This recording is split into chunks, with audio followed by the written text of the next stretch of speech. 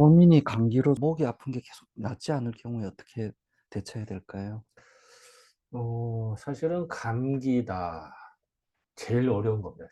어떻게 보면 제일 쉽게 여깁니다만 제일 어려운 겁니다. 왜냐면 감기에 대한 원인이 엄청나게 많아요. 그러니까 어떻게 보면은 우리 흔히 그런 얘기하죠. 감기에 걸린다면은 양방에서는 공격이나 바이러스 때문에 그렇다. 근데 바이러스는요, 음. 잘 죽지도 않아. 그 죽었다도 살아나. 이게 대단한 놈입니다. 쉽게 말하면 바이러스를 완전히 박멸할 수가 없습니다. 불가능합니다. 모르죠, 뭐, 우주에 낙하면 모를까? 현재 지구상에서는 뭐, 현재상으로는 불가능에 가깝습니다. 그럼 바이러스하고는 인간하고는 그냥 같이 공존해서 살 수밖에 없어요. 그럼 뭐냐? 박멸을 못하냐. 그러니까 너도 살고 나도 사는 수밖에 없어. 방법은 뭐냐? 그래, 바이러스도 살아. 하지만 내가 더 튼튼해서 안 걸릴게. 하는 수밖에 없습니다. 다시 말하면은 공중에나 이런 물건에 대한 항상 바이러스는 항상 공중 있습니다. 있을 때 내가 튼튼하고 건강하면 감기 안 걸리고요. 음. 약하면 걸립니다. 근데 몸이 약해진 원인이 있다고 사람이. 자, 예를 들어서 흔한 말로 우리 뭐 추운 데서 잤다 그럼 감기 걸린다 이런 얘기 하잖아요. 네. 그 추운 데서 자면은 한기에 들린다는, 추워서 한기가 뼛속까지 사무친다 그러죠. 그래서 할 수도 있어요. 근데 일반적으로 그렇게 감기 걸린다고 하죠. 일반적으로. 그런데 배탈이 났어. 배가 엄청나고 설사 쫙 짜겠어. 그럼 몸이 허약해졌어. 그러다가 그게 감기로 되는 수도 있습니다. 또, 뭐, 운동을 했는데 땀이 좀 났어. 근데 날씨 뭐, 그렇게 춥지도 않는데, 이상하게 땀이 났는데, 그때 옷을 안 갈아입는 바람에, 그 속옷이 젖었는데 가만히 있으면은 그 옷에 물이 묻으면요. 수분이 증발해서 이게 체열을 많이 뺏어갑니다. 그러면 이제 선뜻 추워요. 그래서 감기 걸릴 수도 있습니다. 그러니까 운동 일건 하고 나서 감기 걸리는 사람도 있고요. 또 어떤 사람은 사우나를 갔거나 목욕하고 나서 머리를 약간 덜 말린 상태로 나왔다. 그러면 이제 여럿이 감기 걸리는 사람도 있고요. 또 뭐 밤늦게 샤워했다. 머리에 물이 묻었다. 그래서 덜 말린 상황에서 잤다. 이래도 감기 걸리는 사람도 있고요. 또 자는데 뭐 찬바람 들어와서 그럴 수도 있고 종류는 엄청나게 많습니다. 그러니까 그거를 획일적으로 감기다. 진짜 그 하루 종일 나열을 해도 부족할 정도로 종류는 많습니다. 또 감기 유형도 되게 다양합니다, 사실은. 그런데 일단 이제 소민의 경우에 감기를 걸렸다 하면요. 대개 보면 어떨까? 일단 증상들이야. 이마에, 우리 흔히 감기 걸리면 이마 열나죠. 네. 뜨끈뜨끈합니다. 근데 뭐 펄펄 끓는 것도 아니에요. 은근히 열나면서 이렇게 머리가 뭐 지근지근하면서 머리가 무겁습니다. 그리고 뒷골이 좀 땡기는 사람들이 꽤 많습니다. 그럴 때 풍지열을 누르면 좀 아파지죠, 당연히. 풍지열. 그리고 어깨가 경직됩니다, 반드시. 감기 걸리는 사람들이 이렇게 몸 펴지, 이렇게 움츠러듭니다. 하다 보면요, 어깨도 아파. 우리 휴대전화 많이 보거나 아니면 뭐 게임하나 이렇게 힘주다 보면 어깨 아플 수가 있잖아요. 근데 게임 같은 거 안 했는데도 어깨가 아플 수도 있습니다. 감기 걸려서. 그래서 우리 감기 환자들 왔을 때 어깨 한번 만져보면 어이구 뭐 비명 소리 지르는 수가 종종 있습니다. 그럼 어떻게 보면 당연합니다. 그리고 이제 감기가 처음 걸리면요. 대개 이제 내 몸이 전기가 있기 때문에 싸웁니다. 그래서 약간 열이 나거나 뭐 땀이 날 수도 있겠죠. 근데 시간을 좀 내가 지친다 이러면 어떻게 할까요? 약간 밀려. 그러면 이제 적군이 더 승해집니다. 거기에 따라서 이제 그 감기 진행 정도에 따라서 예전엔 육경으로 나누기도 하고 여러 가지로 분류 방법이 있습니다. 그거는 또 나중에 기회 되면 얘기하도록 하고요. 그런데 이제 하나 또 특징이 하나 있어요. 소민의 경우에 예를 들어서 감기 걸렸는데 목이 껄껄껄 목이 이렇게 잘 안 나는 이것도 종류가 있습니다. 편도가 붙는 수도 있고요. 편도는 별로 안 붙는데 목이 불편한 사람도 있고요. 그걸 흔히 말해서 이제 좀 더 이제 또 스트레스 받거나 그런 사람도 있고요. 그러면은 그게 매기라고 하거든요. 매기. 목이 불편한 사람. 근데 그거를 착각하는 사람이 아니라 예를 들어 감기 때문에 목이 불편한지 또 아니면은 스트레스나 신경 쓰거나 몸 기혈순환이 안 돼서 목이 껄끄럭거린지 이런 증상이 비슷해서요. 헷갈리는 수가 많아요, 사실은. 또 감기 걸렸는데 이제 가래가 나오냐 안 나오냐, 또 기침을 하냐 아니냐 이렇게 또 분류할 수 많습니다. 그런데 일단 일반적으로 소민의 경우에 감기 걸렸다, 그리고 목이 불편하다 하는 경우는요, 대개 스트레스도 되게 받았을 가능성이 높습니다. 왜 그러냐면요, 기혈순환이 안 될 때 목이 더 불편해집니다.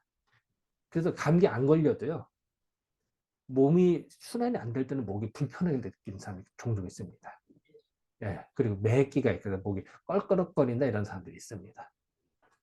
근데 이제 그거를 이제 다시 말하면은 순환이 안 돼서 생길 수가 종종 있는데, 그거를 감기 때문에 그렇다라고 착각할 수도 있고요. 감기하고 별개로 생길 수도 있습니다.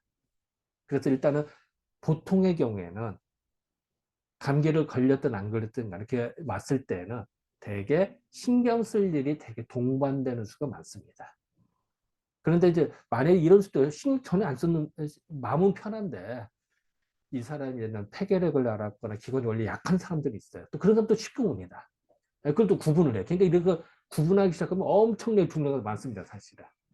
제가 이제 일반적인 경우로만 말하는 겁니다. 물론 예외도 있지, 당연히. 그거 따지면 뭐 상당히 분량이 많아지는데요. 그래서 대부분의 경우에 이제 감기 기운이 있거나 아니면 목이 껄끄럭거리거나 인후통이 있거나 이럴 때는요, 일단은 목을 따뜻해야 됩니다. 소민의 경우에 목이 차가우면요 더 심해집니다, 반드시. 근데 우리 보통 55면 이렇게 패여 있습니다. 목이 차가워요. 그래서 반드시 목도리를 해줘야 됩니다. 그리고 목도리가 아주 중요한데요, 그걸 해주는 게 좋고, 특히 밤에 잘 때가 중요합니다. 밤에 잘 때는요, 목을, 이불을 이렇게 덮습니다. 아무리 잘 덮어도 목이 내려갑니다, 아차하면은. 그러면 여기에 찬바람이 쏙 들어옵니다. 그러면 좋아졌다가도 다시 악화됩니다. 그래서 밤에 잘 때도 목도리나 아니면 스카프라든지 아니면 이런 걸로 목을 따뜻하게 덮어줄 수 있게, 너무 두꺼우면 답답하고 좀 얇은 걸로 이렇게 해서 해주는 거를 많이 권장합니다.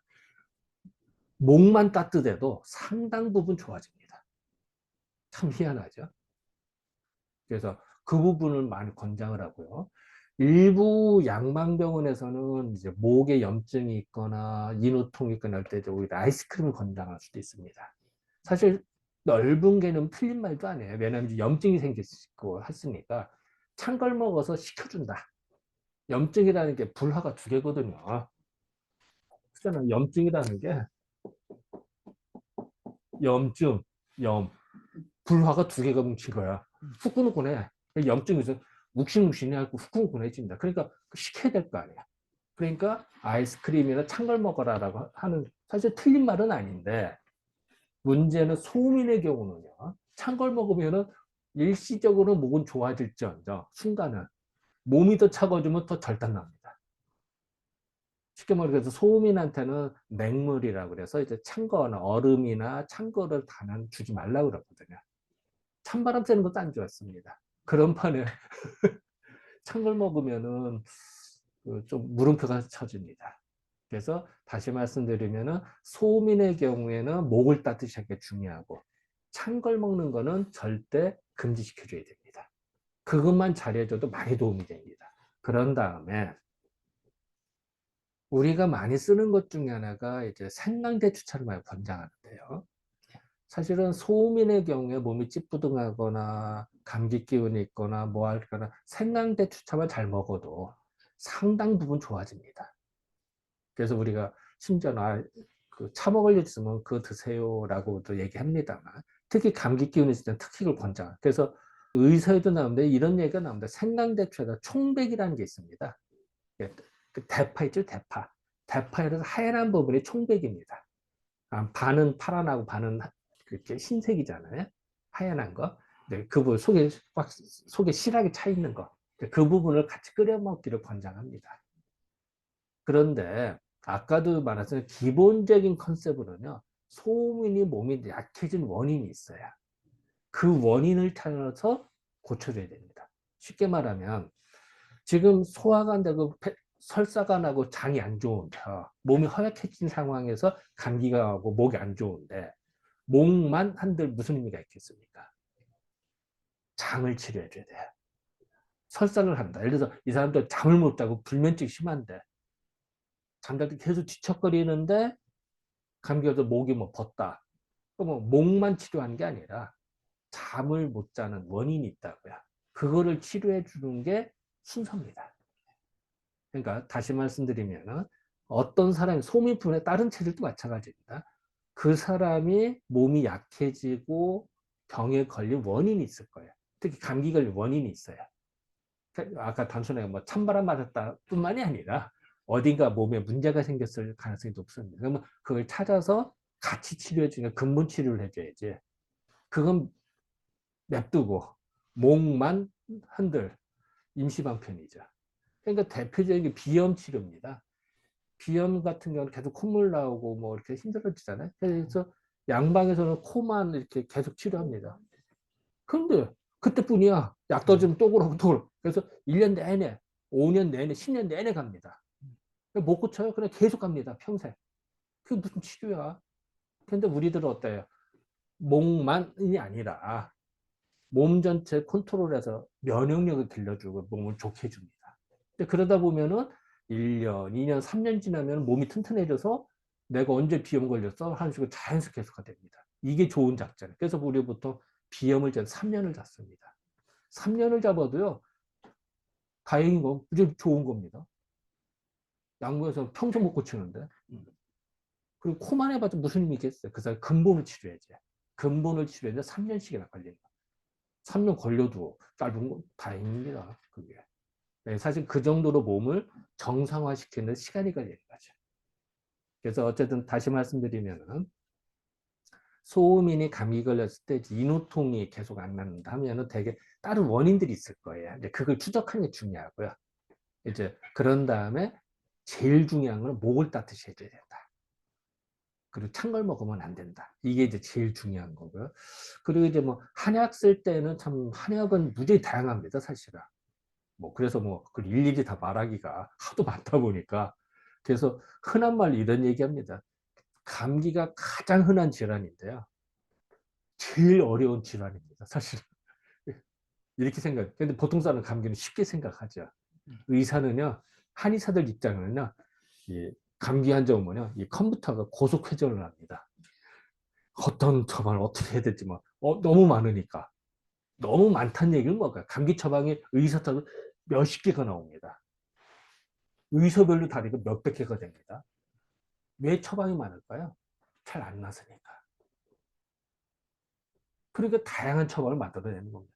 만약에 처방이 하나인데 잘 나섰다. 그럼 처방을 만들어낼 필요가 없어요. 하나만 쓰면 되는데. 잘 안 나서니까 A라는 거 쓰고, 그 다음 B라는 거 쓰고, 또 C라는 걸 만들어내는 겁니다. 처방을. 그 몇백 년, 몇천 년 동안 수많은 사람들이 경험해. 그래서 의사 뒤지면, 의사를 찾아보면요. 감기 처방은 엄청나게 많습니다. 왜? 그만큼 잘 안 났으니까. 그만큼 어려우니까. 그렇다고 못 낳는 건 아닙니다. 다 하면 좋아져. 그 정도 노하우가 쌓여서 지는데 효율적으로 어떻게 잘 하느냐. 그리고 근본 치료를 잘 하느냐의 문제겠죠. 모르게 좀 답변 드리면 될까요? 네. 감사합니다.